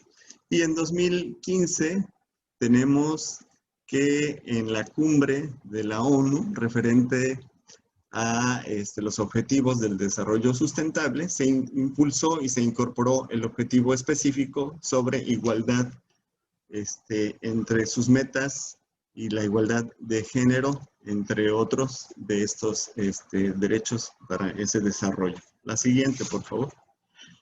Bueno, entonces vamos a definir brevemente. El derecho a la igualdad es un principio que reconoce que todas las personas tenemos los mismos derechos.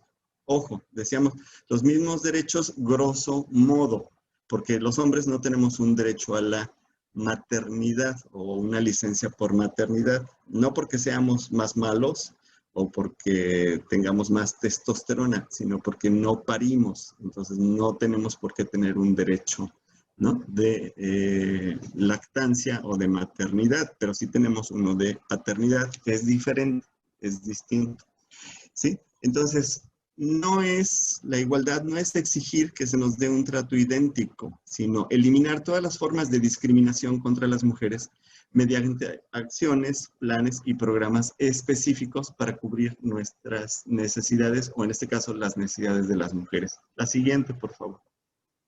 Tenemos también el derecho a una vida libre de violencia. Es muy bonito cuando estudian, y por ahí si hay alguien que quiera hacer su tesis, sería una sugerencia, ¿no?, que hagan como todo este recorrido de cómo fueron avanzando las mujeres en el reconocimiento de sus derechos, desde el periodo recién terminada la guerra, como el derecho a tener una nacionalidad, el derecho a decidir si casarse, con quién casarse, etcétera, etcétera, hasta llegar a estos últimos que son el derecho a la igualdad y el derecho a vivir una vida sin violencia.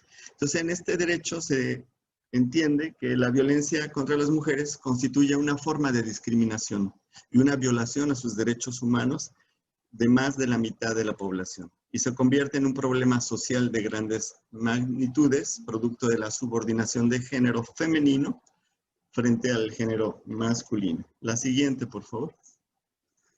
La violencia contra las mujeres, de acuerdo a la Asamblea General de Naciones Unidas, es una manifestación de relaciones de poder históricamente desiguales entre hombres y mujeres, que ha conducido a la dominación de la mujer y a la discriminación en su contra por parte del hombre e impedido el adelanto pleno de las mujeres. La violencia contra la mujer es un mecanismo social fundamental por los que se fuerza a las mujeres a una situación de subordinación respecto al hombre. La siguiente, por favor. Es importante no perder de vista el factor poder, porque nos guste o no, todo el mundo tenemos poder y no es un problema. El problema es que hacemos abuso del poder y lo ejercemos para lastimar, para dañar, para subyugar a alguien. Vamos a explicar, a mí me gustó esta portadita porque me da la idea de raíces, tallo o tronco y hoja, que es de dónde surge, ¿no?, dónde se fortalece y queda por resultados. Espero que compartan esa idea porque a lo mejor quedé muy filosófico y no logro aterrizar nada, pero vamos a ver, ¿no? Ustedes ya me dirán. Bueno, en las raíces, esto que decíamos de la violencia contra las mujeres, que tiene valoraciones desiguales de lo masculino y lo femenino, ¿no?, que tradicionalmente, aunque eso ha cambiado, pero en nuestra cultura mexicana, y yo creo que compartimos esos valores con mucho de la cultura occidental, se festeja más cuando nace un niño que una niña. Nos alegramos más. Los hombres tenemos mayor poder, ¿no?, que las mujeres, incluso de permisos de pueden salir y regresar más tarde los hombres que las mujeres. Hay atributos, rasgos y características para hombres y para mujeres, ¿no? Bonita, dulce, tierna, cariñosa, maternal, etcétera, para mujeres, fuerte, feo, formal, etcétera, para hombres, y cuidadito y te salgas de esas características, entonces la sociedad te condena, te ve mal, te critica y piensa que te estás brincando las trancas. Hay mandatos sociales estereotipados. Un estereotipo es una imagen preconcebida, ¿no?, que toma una parte de la realidad pero la distorsiona. Entonces hay mandatos sociales estereotipados que dicen que las mujeres tienen que ser buenas amas de casa, buenas cocineras, buenas amantes, buenas psicólogas, buenas madres, aunque sean doctoras honoris causa, aunque sean senadoras de la República, aunque sean astronautas, tienen que regresar por lo menos a calentar la sopa Maruchan para su esposo, sus hijas, etc. Si ustedes ven Harry Potter, por ejemplo, la autora fue muy creativa, dice que las mujeres tienen varita mágica, pero igual, ¿no?, las labores domésticas con todo y varita mágica la tienen que realizar las brujas y no los magos, ¿no? Entonces ahí vemos cómo se refleja pues estas cuestiones sociales estereotipadas. Los hombres tenemos que ser proveedores y si no lo eres, cuidadito, ¿no?, porque entonces te tensas, te preocupas, te enojas porque no estás pudiendo proveer. Y hay actividades exclusivas para ellas y para ellos, lo que se llama la división sexual del trabajo, que es las mujeres, el trabajo que no se paga, o que se paga muy mal, o que se hace a tiempo compartido, y los hombres, los principales proveedores, los que salimos a la calle a ganar el sustento. También hay una división simbólica de los espacios, lo que se llamaba el espacio público, tradicionalmente era donde trabajaban los hombres, aunque todavía predominamos ahí, y el espacio privado, donde las mujeres todavía predominan, aunque está cambiando. La siguiente, por favor. Eso tenemos como raíz. Si le dan como varios, porque quedó muy elaborada y hay que moverle. Bueno, ¿qué hay en el tronquito o en el tallo? Las instituciones donde aprendemos tanto hombres como mujeres a hacer esto que se nos dice que tenemos que hacer. En el ámbito laboral hay actividades todavía específicas para hombres. En el espacio religioso, ¿no?, donde nos dan mandatos y mensajes de cómo tenemos que comportarnos unas y otros, etc. En la familia y en la comunidad ni se diga, desde el baby shower ya nos llevan cositas azules o rosas y ya nos regalan una pelota de mariposas y brillitos o una bicicleta de superhombre y de superhéroe y de acción, etc. En los espacios educativos donde las mujeres van y hacen adornitos y cosas rococó porque son muy buenas para movimientos finos, ¿no? Y los hombres pues vamos y cargamos las mesas y abrimos las bebidas porque pues, somos muy toscos para eso. Y en los medios de comunicación igual, donde las mujeres siguen siendo vistas como objetos sexuales o como las encargadas del trabajo doméstico y los hombres pues los encargados de comprar supercarros y motocicletas y cosas para la aventura, ¿no? La siguiente. Por favor, dale varios clics si eres tan amable, Diana. Gracias. Y las manifestaciones resultantes de esto, o lo que hay en las hojas, en el follaje, o si es un árbol frutal, ¿qué va a dar por resultados? Pues que unos y otros nos hagamos críticas y descalificaciones cuando no cumplimos con lo que se nos impone desde la raíz, que nos culpemos y nos sancionemos, que nos acusemos y nos señalemos, que nos demos malos tratos y reclamos cuando todo esto no funciona como Dios manda o como la comunidad espera o como la sociedad nos dice. La siguiente, por favor. Bien, entonces todo eso, ¿cómo ha entrado en crisis? ¿Cómo eso está jugando ahora en nuestra contra, tanto seamos hombres o mujeres? En 163 días, según yo, que llevamos de pandemia en México, ¿no?, por el COVID. Crisis, hay muchas definiciones.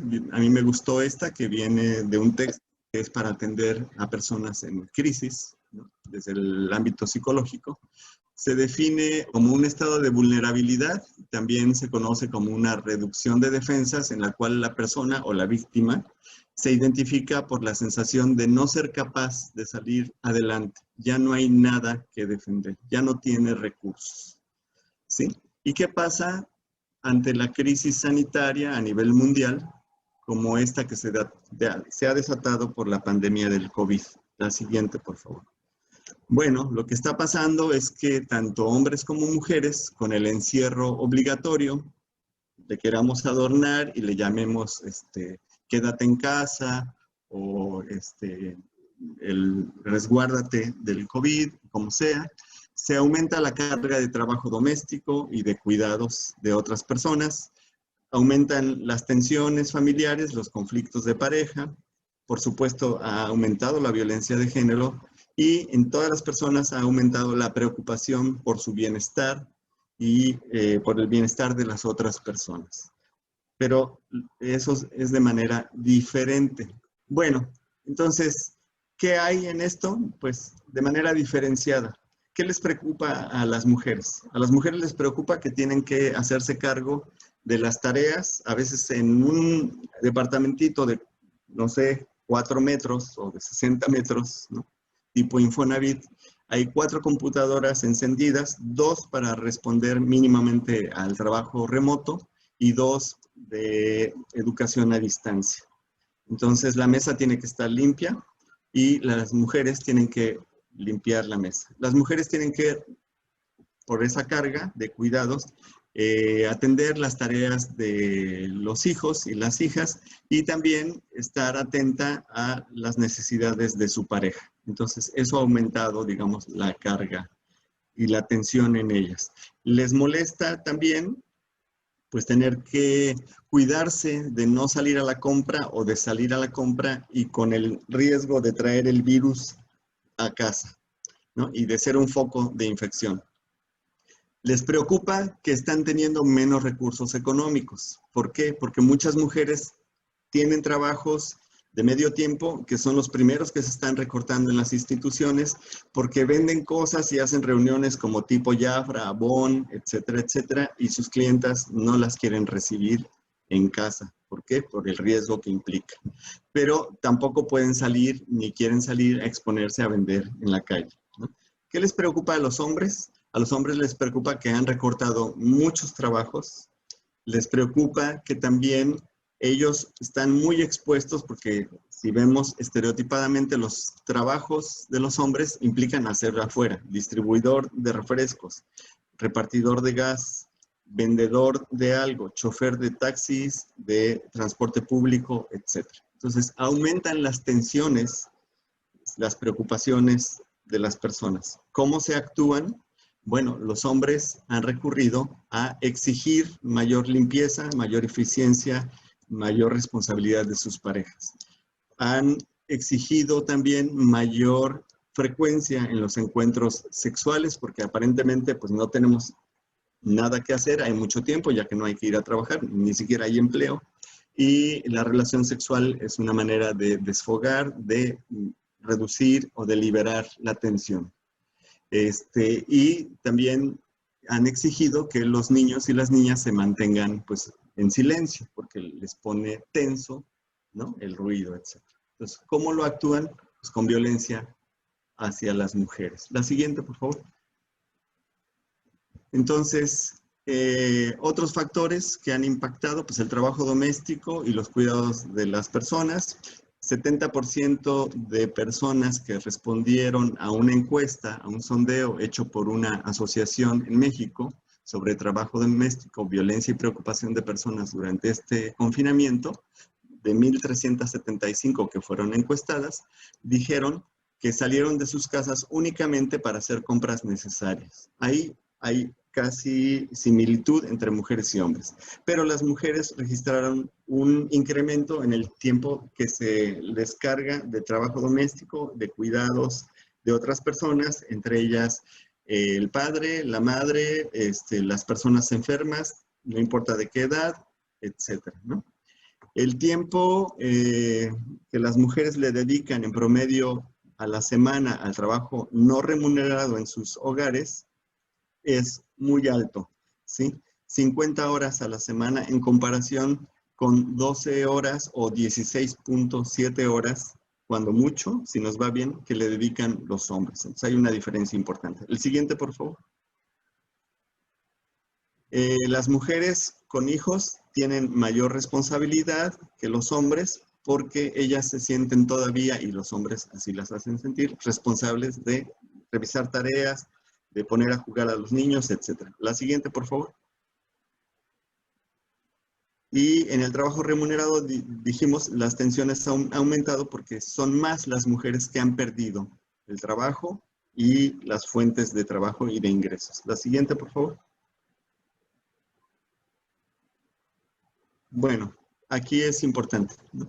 ¿Qué tensiones y conflictos han generado? Encierro obligado, no poder proveer, no sentirse productivos los hombres, no tener derecho, hablando de derechos humanos, ya lo dijeron, se vieron limitados o reducidos nuestro derecho a la libre circulación, nuestro derecho a reunirnos y nuestro derecho incluso al trabajo, ¿no?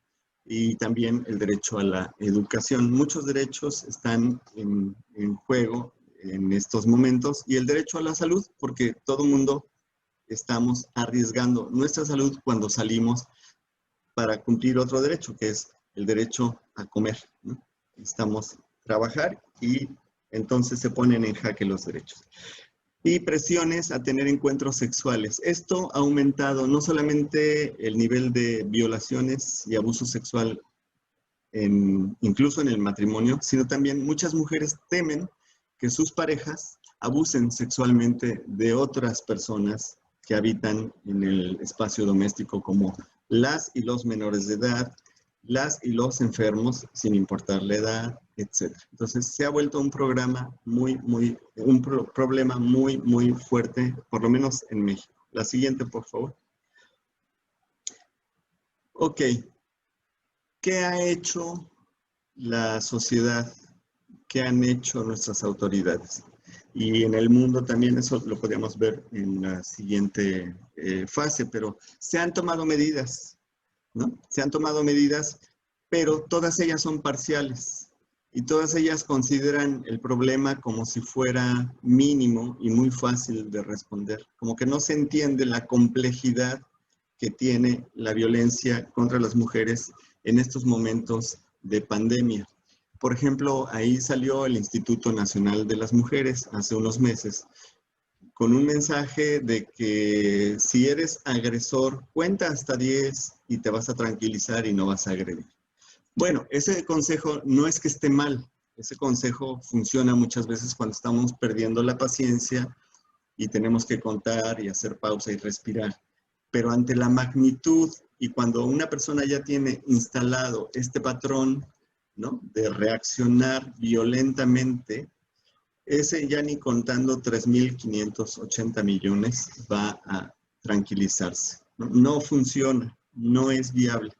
En algunos otros países han hecho campañas donde, por ejemplo, las mujeres acuden a las farmacias y piden una mascarilla 19 o COVID-19. Entonces, ese es un aviso a los empleados y empleadas de la farmacia para que detonen una alerta y entonces las autoridades acudan a apoyar a esta mujer que está diciendo, en otras palabras, que tiene un problema de violencia doméstica.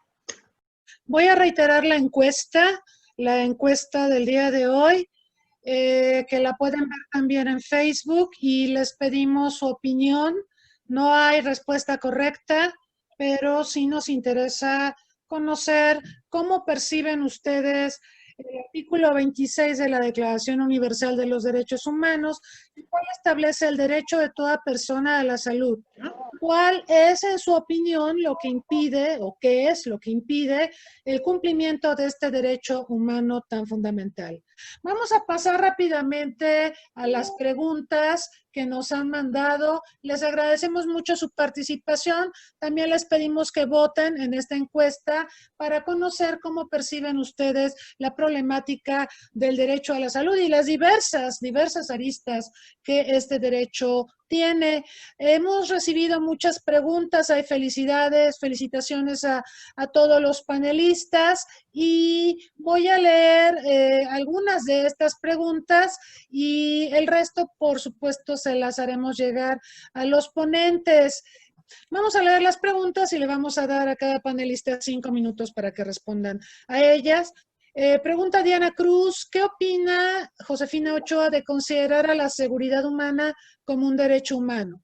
También para Josefina Ochoa de Ubaldo Quirós, ¿existe un análisis sobre una relación entre el grado de violación de los derechos humanos y los resultados globales en la respuesta de los estados y las naciones frente a la pandemia? Patti Mendiola comenta, existen situaciones donde es difícil ver hasta dónde prevalece el derecho humano y hasta dónde la obligación del Estado de protegernos. ¿Qué opinan al respecto desde el derecho internacional? ¿Qué es legal? ¿Qué es aceptable? También para Josefina Ochoa, ahora que se adentra en el impacto de COVID-19 en los países y cómo esta brecha genera que la Agenda 2030 sea más difícil de acatar, ¿de qué manera podemos influir nosotros los civiles para mantener el desarrollo de nuestra nación hacia el cumplimiento de los objetivos de desarrollo sostenible? ¿Cómo cree que debería de actuar nuestra autoridad gubernamental para minimizar los impactos del COVID-19 en la población mexicana? Para Daniel Soto, ¿qué opina de la forma de contar los casos, me imagino que de los casos confirmados por COVID-19 en Chile? Melanie Beneses, ¿estamos ante una nueva pandemia relacionada con los problemas mentales? Otra más de Ubaldo Quirós, la actual pandemia nos permite visualizar carencias y vacíos legales, tanto a nivel nacional como internacional en derechos políticos, humanos, sanitarios, bienestar, etcétera. Deben impulsarse los cambios constitucionales que nos permitan estar mejor preparados. También, Ané Hernández, ¿cómo ser mujer en tiempos de COVID y no morir en el intento?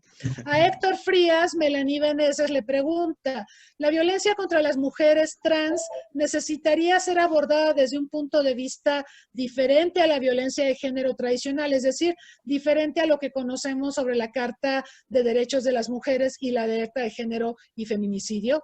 Me parece que es pregunta, aunque parece también comentario.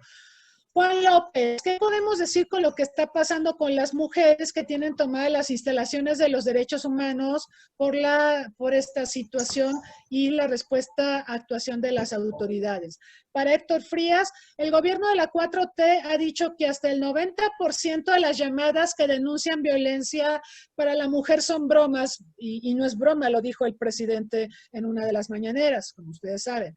Entonces, le preguntan a Héctor Frías, ¿existe alguna cifra más realista sobre esta situación? Yo no creo que el 90% de las llamadas sea bromas, no tengo elementos tampoco para afirmar una u otra cosa, pero sí me parece preocupante que el jefe de la nación haga este tipo de declaraciones.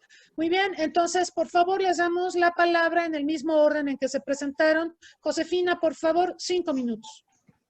Sí, bueno, en relación a la seguridad humana es un concepto finalmente que integral de la seguridad. O sea, no podríamos definirlo como un derecho humano porque engloba varios derechos humanos, ¿no? Entonces, es un concepto en base a una perspectiva en seguridad, ¿no?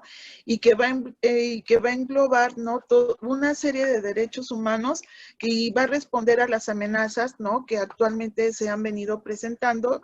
Hay que recordar que este concepto surge al finalizar la Guerra Fría, ¿no? Entonces el riesgo ya no era la amenaza de un holocausto nuclear. Ahora, en esta década, en la década de los 90, nos enfrentamos a nuevas problemáticas y a nuevas amenazas a la seguridad, como eran las cuestiones ambientales, ¿no? El cambio climático, la migración ilegal, por ejemplo, la lucha contra el narcotráfico y el crimen organizado, todas estas amenazas de carácter transnacional y las pandemias que también fueron consideradas como amenazas a la seguridad nacional. No podemos decir que la seguridad humana sea un derecho humano, más bien la seguridad humana engloba, ¿no? Muchos derechos humanos que muchas veces se han dejado y sobre todo por el momento, como les digo, que surge, ¿no? Y que surge en el informe de desarrollo humano de 1994 del Programa de las Naciones Unidas para el Desarrollo y que finalmente se empiezan a enfrentar a nuevas amenazas a la seguridad, ¿no? La Agenda 2030, ¿cómo podemos contribuir y los impactos sobre todo que tiene este COVID-19? Yo en mis investigaciones he investigado, bueno, mi área de investigación en temas de derechos humanos es una educación en derechos humanos. El derecho a la educación por sí mismo ya es un derecho humano, pero también tenemos más bien que tener un derecho humano a la educación en derechos humanos, porque como hemos visto, los derechos humanos, ¿no? Están implícitos en muchas áreas, ¿no? Entonces, mientras la población no esté educada en derechos humanos, o sea, como las recomendaciones que ha dado el Sistema Interamericano de Derechos Humanos, que una educación integral, una educación que contemple una educación en derechos humanos, ya sea de forma transversal o creando materias propias de educar a las personas en derechos humanos, ¿no? Los derechos implican obligaciones, ¿sí? Y también un compromiso entre el Estado y los ciudadanos, pero nosotros también tenemos la obligación, algo que nos ha enseñado la pandemia, ha sido que el Estado está rebasado en el sector salud. El Estado, por ahí hay unos micrófonos prendidos, el Estado ha quedado rebasado, ¿no? En cuestión sanitaria, en cuestión laboral, lo estamos viviendo, ¿no? Y sobre todo, por ejemplo, en el sector salud, en el sector de la educación, ¿cuántos no están ahorita, ¿no? Que no tienen acceso. Yo digo que es un privilegio poder contar con las herramientas tecnológicas y con la capacitación, porque a veces utilizamos la tecnología para chatear, para comunicarnos, pero no sabemos utilizarla en la educación. Es muy chistoso eso, ¿no? Sabemos comunicarnos, sabemos utilizar el Facebook y todo, pero a la hora de utilizar la tecnología como una herramienta para la educación, no lo sabemos, ¿no? Entonces, y sobre todo estas cuestiones psicológicas que ha traído la pandemia, pero yo creo que ahora, ¿no? Ante el Estado ha quedado rebasado en muchas cosas. Yo creo que ahora, más que nunca, necesitamos una educación en derechos humanos, ¿no? Y por otro lado, no todo se tiene que dejar a la responsabilidad del Estado. Algo que nos ha hecho también esta pandemia es ser responsables de nosotros mismos. Ahora nosotros tenemos que ser responsables de nuestra seguridad. Y esto no quiere decir nada más, no salir a la calle a deshoras para exponernos a un asalto, pero fíjense, hemos llegado a tener una responsabilidad en nuestra seguridad en la medida de nuestra seguridad sanitaria, ¿no? Estos protocolos que hay actualmente, que los emitió la Organización Mundial de la Salud, todos traemos gel en la bolsa, todos traemos sanitizante en el coche, todos salimos, bueno, la mayoría, ¿no? Salimos con cubrebocas, con careta. La seguridad ahora se ha vuelto un tema de responsabilidad individual, ¿no? Nosotros tenemos que ser responsables porque hemos visto que el Estado ha estado rebasado en la cuestión laboral, lo hemos visto, ¿no? En el desempleo que hay, la pobreza y como bien decía mi colega, ¿verdad? A las mujeres sobre todo nos ha pegado mucho, mucho, mucho esta pandemia, ¿no? Porque no solamente tenemos que laborar, también tenemos que cuidar de la seguridad de nuestras familiares y salimos como si fuéramos nosotros un tributo a hacer las compras, ¿no? Y traemos el gel y traemos el cubrebocas y traemos la careta y tenemos que velar por la seguridad, no solamente individual, sino por la seguridad de nuestra familia. Entonces yo creo que lo que le hace falta a la educación es una educación, pero una educación en materia de derechos humanos. Y de esta manera podemos solventar los impactos del COVID-19 y también contribuir a tomar las medidas, ¿verdad? Porque el Estado nos ha estado reeducando en materia de derechos humanos, pero todavía no es suficiente, ¿no? Entonces yo creo que sí nos hace falta una educación en materia de derechos humanos. Gracias. Daniel Soto, por favor. Sí, gracias. Brevemente, a propósito de, me hicieron reflexionar las preguntas que habían hecho y lo que habían comentado los colegas Josefina y Héctor, en el sentido que, a propósito de una pregunta específica que era y cómo el gobierno chileno ha contado a las personas recuperadas y fallecidos como recuperados. No sé, hay cosas que son incomprensibles. Yo creo que nadie estaba preparado. O sea, uno oye comentarios de gobernantes, autoridades de distinta naturaleza, el Comité Internacional de la Cruz Roja, todos comentan que nadie se imaginó, gente especialista en catástrofes, nadie se imaginó una cosa de esta naturaleza.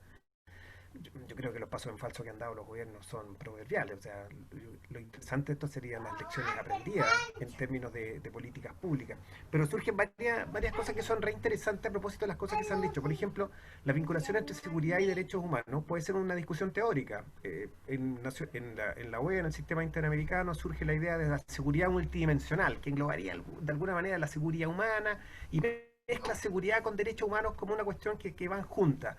A veces se plantea, y que es la posición que me gusta a mí, digamos, porque he trabajado en temas de seguridad, que creo que la condición que la seguridad es una condición para el ejercicio de los derechos y la libertad. O sea, si la policía no garantiza la seguridad, nadie puede salir de sus casas, que es lo que vemos ahora en el caso de la pandemia. La pandemia nos muestra que seguridad y derechos humanos están pegados, pero nos muestra al mismo tiempo que el ejercicio de la función de policía, particularmente, que es lo que yo conozco, no puede correr por carriles separados de los derechos humanos.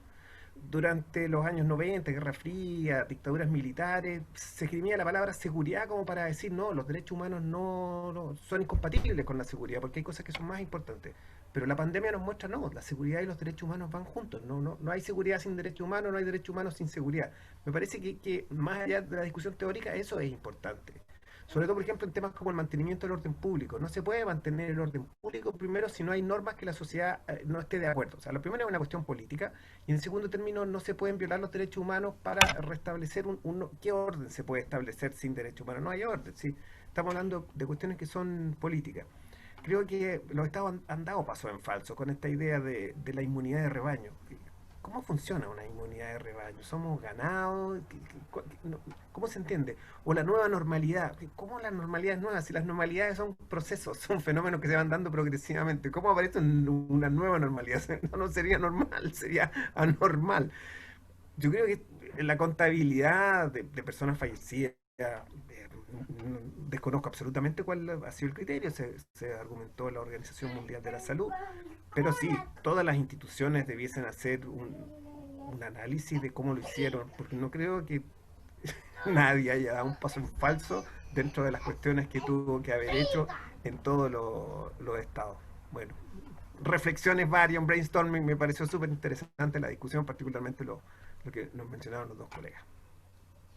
Muchas gracias, Daniel. Héctor, por favor.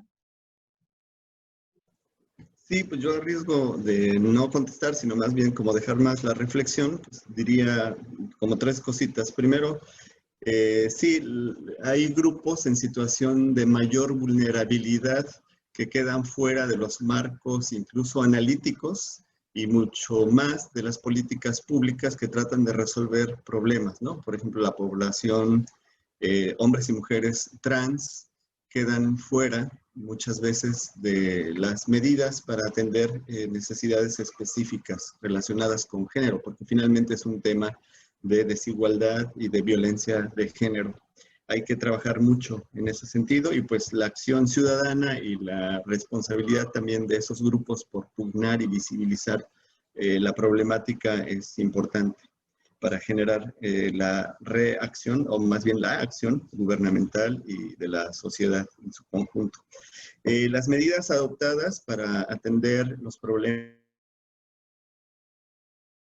tanto de la pandemia como de la crisis de derechos humanos y la violencia contra las mujeres, en todos los países han demostrado que son parciales, que son limitadas, ¿no? Se ha echado mano de la tecnología diseñando apps para avisar que alguien está en una situación de violencia. Desafortunadamente hay poblaciones rurales, pobres, que no tienen acceso, las mujeres, ni a un celular o no tienen, digamos, manera de echar mano y beneficiarse de esas medidas. En Colombia, por ejemplo, se tomó la decisión de diferenciar y que unos días pudieran salir los hombres y otros las mujeres, ¿no? ¿Para qué? Precisamente para que las mujeres en esos días que los hombres no podían salir y se les multaba y se les llevaba a la cárcel, pudieran hacer denuncias de violencia. Pues la misma población ridiculizó, cuestionó, criticó, no entendió, digamos, como la importancia de hacer esas medidas. Entonces, también es que son medidas que no son adecuadas a la proporción de los problemas y se quedan muy cortas. En el caso de las mujeres que han tomado las instituciones como la Comisión Nacional de Derechos Humanos, ahí también hay como varios factores. Uno es como la disociación entre el discurso, ¿no?, gubernamental y la acción gubernamental. No estoy aquí para defender a la 4T, de hecho hago una crítica porque me parece que hay una falta de sensibilidad y de sensibilización por el titular del Poder Ejecutivo en ese sentido, ¿no? Un cierto dejo de machismo y de minimizar los problemas y todos, solamente con recomendación y cariño, si los vamos a tratar bien, eso se va a resolver, pero también hay que hacer una crítica que gobiernos anteriores discursivamente decían que iban a hacer cosas y en la práctica tampoco resolvían mucho, porque el motivo por el que las instalaciones están tomadas y las protestas son de problemas que vienen de hace 6 o 3 años, donde tampoco se resolvió nada. Insisto, no estoy para defender a nadie, pero también hay que tomar en cuenta eso, la falta de sensibilización y desafortunadamente, y hay que decirlo también, muchas veces estas problemáticas particulares son tomadas por ciertos grupos para hacer presión política y son o carne de cañón o el botín, ¿no?, del conflicto y la pugna política. Entonces, las víctimas son revictimizadas, o los familiares de las víctimas son revictimizadas porque son utilizadas, y hay que decirlo con todas sus letras, por estos grupos que tienen ciertos intereses en criticar, en cuestionar a los gobiernos en turno, ¿no?, y generalizo. Y es una triste realidad en nuestro país. Entonces, pues, nos toca mucho seguir trabajando en todos estos aspectos. Muchas gracias, Héctor. Muchas gracias a los panelistas. Voy a dar a conocer los resultados de la encuesta. Reitero, la pregunta fue, en el artículo 26 de la Declaración Universal de los Derechos Humanos, se establece el derecho de toda persona a la salud. En su opinión, ¿qué impide el cumplimiento de este derecho humano tan fundamental? La mayor parte de las votaciones fueron hacia la respuesta que sugiere las desigualdades socioeconómicas existentes en los países. Se considera que este es un factor toral para explicar por qué el derecho a la salud no se cumple. Y otra de las respuestas más votadas fue la que señala que a la salud se le percibe como un gasto, no como una inversión. Muy ilustrativa, muchas gracias a todos por su participación y voy a agradecer ya en esta recta final a nuestros panelistas. Nos quedan 3 sesiones, por favor, háganos llegar sus comentarios, sus opiniones, los temas que les gustaría que abordáramos en las sesiones que siguen. La próxima semana tenemos un tema muy interesante, el impacto del COVID-19 en el medio ambiente. Nos van a acompañar Mario Duarte de la Secretaría de Medio Ambiente del Gobierno de la Ciudad de México, nos va a acompañar Fernando Gual, director de Zoológicos de la Ciudad de México, y nos va a acompañar el productor de esta serie, Ángel Eduardo Rivera. Entonces, los invitamos cordialmente para tratar un tema que también está pululando en el ambiente. Cada vez más invadimos ecosistemas. Mucho de lo que se ha rastreado sobre el origen de los coronavirus señala que hay especies animales que son vectores, que son las portadoras, y el hecho de que estemos invadiendo esos ecosistemas nos pone en contacto con posibilidades de infección y de desarrollo de nuevas enfermedades. Recuerden lo que comentábamos en sesiones precedentes, más del 70% de las enfermedades nuevas que hemos enfrentado en lo que va del siglo son de origen zoonótico, están relacionados con nuestra vinculación con especies animales y eso sin duda será uno de los temas que estaremos revisando y comentando con nuestros expositores. Hoy agradezco puntualmente la participación de la maestra Josefina Ochoa, de Daniel Soto. Escuchamos a un bebé hace un momento, hola bebé, que está con Daniel, y gracias a Héctor Frías, gracias por superar los inconvenientes tecnológicos y también superar las distancias. Decíamos en el inicio de la transmisión que Daniel nos está contactando, está conectándose desde Santiago de Chile. Un saludo a Chile, por supuesto, país hermano, de grandes amigos, de grandes camaradas, un país muy querido en México y sabemos que es recíproco. Muchas gracias, Daniel. Gracias a todos los que nos sintonizaron y Nos vemos la próxima semana para hablar del COVID-19 y los impactos en el medio ambiente. Gracias. Gracias a ustedes. Gracias, doctora. Buenas tardes a Gracias. todos. Cuídense mucho. Gracias. Quédense en casa.